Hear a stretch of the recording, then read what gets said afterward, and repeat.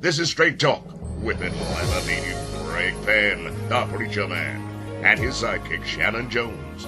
Frank discussions of issues affecting the ATL, Fulton County, the state of Georgia, the nation, and around the world. And now, here they are, live and in living color, the team of Jones and Fann, the Preacher. Well, thank you so much, Hal Lamar. It's the Preacher Man, Greg Fann, and yours truly, my sidekick, Shanan E. Jones. But Shanan is not here in the studio with me today. He's not here. Wait a minute, Shanan, why are you hiding? Come on back up to the front, Shanan. Come back up to the front. Come on back up to the front, Shanan. There you go. Come on. Let's get Shanan back up to the front here. Let's do this. Let's see. Where are you, Shanan E. Jones? There he is. All right. Shanan is with us today in picture, but he's here. Well, listen, we're here today, and I'm on the set by myself. My friend is out doing honeydew duties today. Honeydew duties today. And you may know about that, them honeydew duties. You do have to do some honeydew duties. So he's doing that today, and he's not with us, but he's with us in spirit. We want to talk a little bit tonight about Donald Trump. Donald Trump. And many of you know that Shanan and I, we have been on this insurrection with this committee ever since they started. But boy, last night it was telling when a federal judge in California ruled that Mr. Trump had violated and perjured himself when it came to issues as pertain to the Georgia election. Mr. Trump and his attorney, Mr. Eastman, knew and know that the claim that they had about fraudulent votes in the state of Georgia was bogus. They had conspired about it. Mr. Trump knew that it was not true, was told that it was not true, but yet Mr. Trump signed an affidavit saying that this was true. Well, it was proven not to be true, but Mr. Trump perjured himself by signing that affidavit, knowing that it was not true, knowing that he tried to get Mr. Rothenberger, the state attorney, the state secretary of state, to change that result to give him those votes that he needed to win Georgia. Boy, this is going to get interesting as the weeks go on. So let's stay tuned to what's going to happen. There's going to be some other shoes falling as it relates to Mr. Trump and his action, how he led people under a false pretense to overthrow the government of the United States and its electoral process. Boy, the first president in history, Donald Trump, is a first, and he did do it. And, the evidence will come out, and it will come out more and more clear. So the ball now in Georgia pretty much is Ms. Willis' court, and she can decide what she want to do. But the evidence has come out in terms of this election lie that was told in Georgia. But others have to make their decision whether or not they're going to continue to believe that lie, knowing that the truth has come out. Well, I'll be back in just a minute after Missy, and we're going to be talking about voting. Have you voted? If you haven't voted, get to the polls and vote. Vote early, but do vote. Don't wait till November the 8th. Let's do it now. The polls was open Monday. It was open on the 17th, and it's going to close for early voting on November the 4th. And this Saturday will be Saturday voting, and then on the 29th, that will be Sunday voting, right? So listen, get to the polls and let's vote like we never voted before. And I got some numbers I'm going to share with you later on when we come back after Mrs. C. Hi, Miss C here with your 3-minute news blast or more. Hey Greg, hey Shannon, hope you all are doing well. I hope everyone out there that's listening to me is doing well. Listen, the 18th pastoral celebration honoring Pastor Christopher A. Wimberly continues on Sundays, October 16th, the 23rd, and the 30th. The guest speakers respectively will be Pastor Aaron Jones III, Pastor John Terrius Tate of Los Angeles, and Pastor F. Bernard Mitchell of Mississippi. It's going to happen at 9:45 a.m. at Hunter Hill First Baptist Church, 166 Edwards Street in Northwest Atlanta. You can attend in person, Facebook Live, or on YouTube. How about that? Temple of Christ at 1911 Venetian Drive in Southwest Atlanta invites you to their 47th church anniversary. The guest speaker will be Pastor Katie Horton, bringing the anniversary message. That's Sunday, October 23rd at 3 p.m. For more details, contact the pastor, Bishop Jerry Dargan, at 678-558-8485. The Georgia East The Georgia East Ecclesiastical Jurisdiction United Church of God in Christ invites you to a Fifth Sunday Fellowship October 30th, 2022 at 3:30 p.m. with guest speaker Mother Arabella Harper, First Lady of the South Central Jurisdiction Church of God in Christ. This Fifth Sunday Fellowship will be held at Bethel Tabernacle United Church of God in Christ, 4139 Cannon Street in Covington, Georgia. For more details, call 678-712-9112. And in observance of Breast Cancer Awareness Month, they're asking you to wear pink. All right. Listen, I have 4 things I'd like for you to do for me. I'd like for you to like us, subscribe to us, leave comments, and of course, share us. We would appreciate that. And if you have any news that you'd like for us to announce, send it to me at straighttalknews1362@gmail.com. That's straighttalknews1362@gmail.com. And we're going to see you right back here next time. Stay safe, okay? Stay safe. That's right. Like us. That's right. May do subscribe to our channel. Yes. And do make comments. Yes. And share with your family and friends. Thank you, Miss C. Thank you so very, very much for the job that you do. And you can do just like Miss C said. All you have to do, whatever news or information you want to just share with the viewers of Straight Talk, all you have to do is go to Straight Talk News 1362@gmail.com. That's Straight Talk News 1362@gmail.com.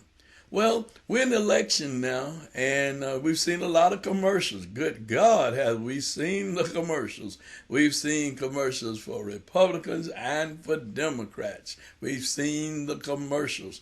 And many of you have already made up your mind who you're going to vote for.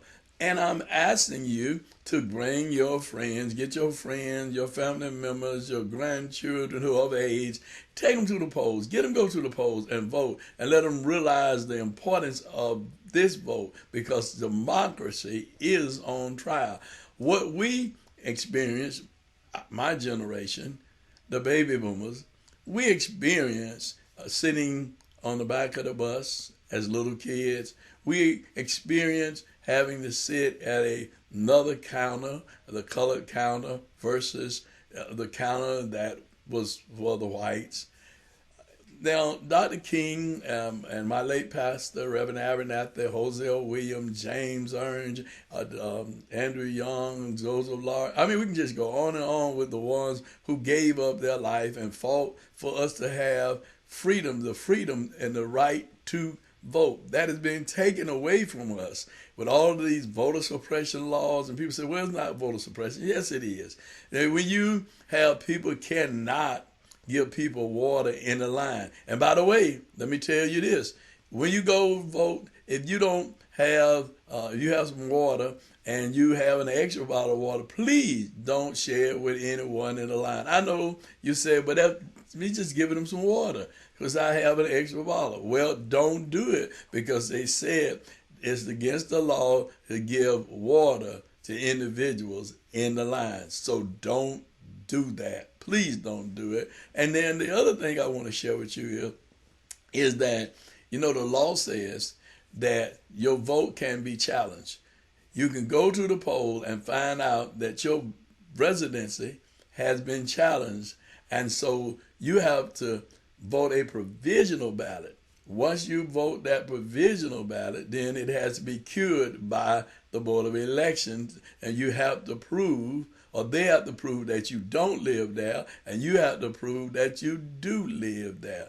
In the county of Fulton, now this is a Georgia law. Now, it doesn't pertain to every state, but if you're in Georgia, it's a law in Georgia, is that if you cannot prove that you do not live there, you will not be able to vote. The residents you have on your voter registration card, you have to prove that you live there. So what we suggest you do, you take some form of information that came through the post office with your name on it, your rental receipt, your mortgage payment, your gas bill, your light bill, some bill that comes to your house in your name, so that if they do at the polls challenge you, then you can prove your residency and they will allow you to vote on the machine. But other than that, if they challenge you, then you will not be able to vote. Now, they have poll watchers that are watching the poll that are designated to challenge people who are coming to the poll on their legal residence. In Fulton County, over 4,000 people have already been challenged in terms of their being able to vote. Now, I believe, now this is just Greg Fann's belief, the preacher man's belief, is that those 4,000 people that they're challenging are people that they mailed absentee ballots to that never sent them back. There are people who haven't voted in so many elections. So make sure that you have changed your residency if you have moved. Make sure that you have changed your residence. We tell people that all the time. The late Reverend Albert E. Love stressed that. Change your residency if you have moved so that you'll be able to vote. They're trying to discourage everyone that they can not to vote in this election. But let me just tell you what's going on now as of Wednesday. As of Wednesday, how many people have voted early. And we're encouraging you to vote early. The last day for early voting is November the 4th. All right. In 2022, as of Wednesday, over 434,507 people have voted early. In 2018, during the period of the general election, there were 3,001 people that voted, in the general election. I'm sorry, in the general election, not in the regular election, but in the general election. So here we go. We are already, based on the numbers, we're already ahead of the number of people who voted in the general election in 2018 by 44%. But we want to keep that number up. We want to keep that number up. We want to keep early voting. We want to keep early voting. Now, let me give some more numbers.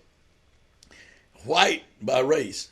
Whites have voted 235,263, with 54.1% of them voting. Blacks, 149,167, 34.3% have voted early. Hispanics, 5,781, with 1.3% have voted. Asians, 5,355, with 1.2% have voted. And others, 39,001 with only 9.0%. Now, those are accurate numbers coming from the Secretary of State office showing that 434,567 people have voted early in this general election. All right, so here's a breakdown based on male, female. Females have voted 231,73 votes. They have voted at 53.2%. That's 231 and 73 have voted at 53.2%. Males 201,043, and that's at 46.3%. And unknown is 2,451 at 6%. Those are the gender breakdown. Now, I'm going to give you the age breakdown. The age breakdown from 18 to 29, you're going to have 17,048 with 3.9% have voted early. Ages 30 to 39, the votes are 24,464 with 5.6%. Ages 40 to 49, 38,469 with 8.9%. Ages 50 to 64, 132,483 with 30.5%. And 65 and over, my age group, 220,206 with 50.7% that have voted. The unknown, 1,897 with 4% have voted. Now, I'm sharing this information with you because as you see, the seniors are voting. Why are we voting? Because of the fact we understand the importance of voting, because we came through the era that I talked about earlier, sitting on the back of the bus, not being able to sit at certain lunch counters, having to go to certain restrooms that were not for everybody, but was designated just for colored people. People say, man, y'all lived through that? Yes, we got a partial part of that. But because of what Dr. King, Reverend Abernathy, Hosea Williams, John Lewis, and the list goes on and on, who stood up and fought for us to have the right to vote. Now, voting is a privilege for us as black people. It's not our right. We have to continue to fight for our right to vote. So don't give up that right to vote. We have to continue to fight for our right to vote. And the only way we're going to keep that right is we're going to have to vote, and vote in people that is going to protect our right to continue to vote. So let's make sure that we go to the polls. Let's make sure that we vote. Make sure that we stand up loud and proud. Let everyone know that we're here. Do you know your vote is the only time that your voice truly is heard? Your vote, because people who are running for offices, they're asking you to hire them to go to work for you. They're asking you to hire them to go to work for you, to represent you, to represent your interests in every form of government, whether it's federal, whether it's county, whether it's state, whether it's city. When people run for office, that's what they're asking you to do, to hire them to work for you. So let's go to vote and vote to hire people that's going to protect our interests and look out for the greater good of the least, the less, the lost, and the left out. Now, as Deborah Scott and her group, Georgia Stand Up, will say, the young people is, we vote, we win. We vote, we win. If we don't vote, we don't win. And as my assistant, Connie, says, she said, waiting weight broke down the wagon. Some people say, well, I'm going to wait. I know about that waiting thing. I mean, you keep putting it off, and then all of a sudden, you're not going to do it. Procrastination is not going to do it this time, brothers and sisters. We got to do this thing. As the late Reverend Love used to say, we got to do this. We need to do this. And let's show the United States of America how Georgia voters vote, how we vote in record number, and how we bring out a difference, how we make a difference. Now, some neighborhoods, when people say, well, they don't do anything in our neighborhood like they do in this other neighborhood, and you know what I'm talking about. Well, when you look at the people who vote in this neighborhood versus the people who don't vote in the other neighborhood, politicians are going to cater to the people that vote and not the people that don't vote. They're going to look out for the interests of the people that vote, not the people who don't vote. Now, you can raise all the sand you want to raise, and you can raise all the hell you want to raise. You can do that. But if you don't vote, it's going in one ear and coming out the other ear, because every politician wants your vote, because that's how they stay in office, to represent you. And we need to make sure this time, and every time we go to the polls and vote. Well, I'm going to get out of here. I know it's not long because I don't have long-winded Shanan with me. But I want to just tell you this.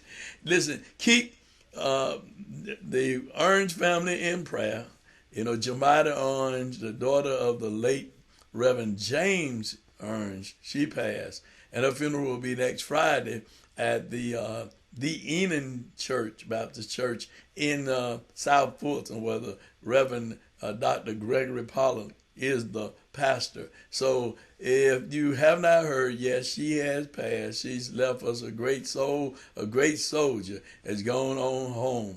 And one day we all going to get the message that one of us gone on home. So the Bible said, work wise day, for the night cometh when no man will be able to work. And you can put in the work by going to the polls to vote.